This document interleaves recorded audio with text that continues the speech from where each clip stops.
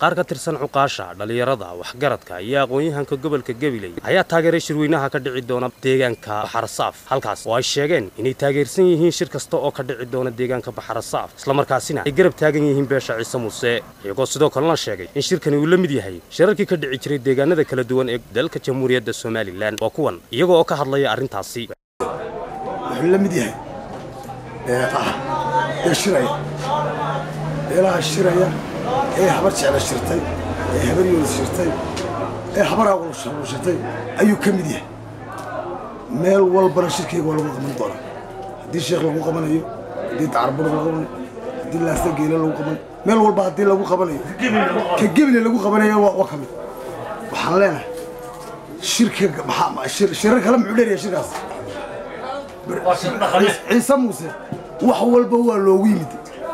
magaaladoodiiba haamahii laga weerar dekadiiba laga weerar meel walba waa laga weerar walma dhulka ka guuraa leeyahay Ciise Muuse ilaahay qolo walba ilaahay meesha wuxuu dhaliyay qolo walba ilaahay wuxuu dhaliyay ogcadu ku abuuro saysa ka tali maanta meel walba iyada ka tirsan meesha ka tirsan Ciise Muuse xorba u yihiin meel kasta shirku qabsanay xornooyi iyo dadka u tukanayaan bayagal waliba waa dad ixtiraam loo lacagta ka soo baxday Ciise Muuse ayaa dunida lagu maamula waa cid iska hadlaysa Ciise Muuse way shiri karaan dalahooday ka hadli karaan waanu ku taageersanahay dalahooda gaarka inay ka hadlaan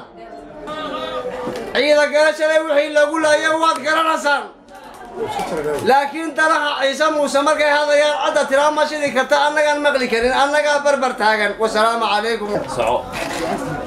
looma ooyaha saaxil ma aha maanta annaga u talo looma ooyaha saaxil talbulay Ciise Muuse uu shiri karaa ceel gardib uu ku shiri karaa bixin buu ku shiri karaa la sadca uu ku shiri karaa talabayr buu ku shiri karaa الله يبارك فيك. بسم الله الرحمن الرحيم. وصلى الله على نبيك محمد وعلى آله وصحبه وسلم تسليم. هلك العاوة وحنا وقويا من قولنا ميديا مركوروان المهر نقيا مغلباتك وحوي أنا قلت قبيلي هطان النهاي وحنا سب وحدا وتاجر صنهاي شركة باشا عيسى موسى كوكب صليصو قلت الله يلعب بحرصافك تقدم مقالة بربرة منافعات كذا الودلية هاي التلديد الله موضى لها تقدم بربرة عدي إلى هاي نقاي أيام التلديد وانا لو قدم بين إياه وانا قدم الجوغ إياه حدين لقدم الجوغ وانا قصب انا قدم الجوغ إياه talooyinka beelaha waxaan leenahay beeluhu waa sida beelaha ay u tashadaan baa loo tashanaya beel kasta oo jirtaana way tashataa beesha maanta inay tashato dee iskugu baxday waxaan leenahay annagu haddii dee arrintaasi waa arrin ay xaq u leeyihiin Ciise Muuse muddo dheer bay dalka soo maamulayeen wanaag iyo sharaf iyo xurmay ku leeyihiin taasi waa halkeeda Abdullaahi Daahir telefishinka caalamiga ee Somali Channel Gabiley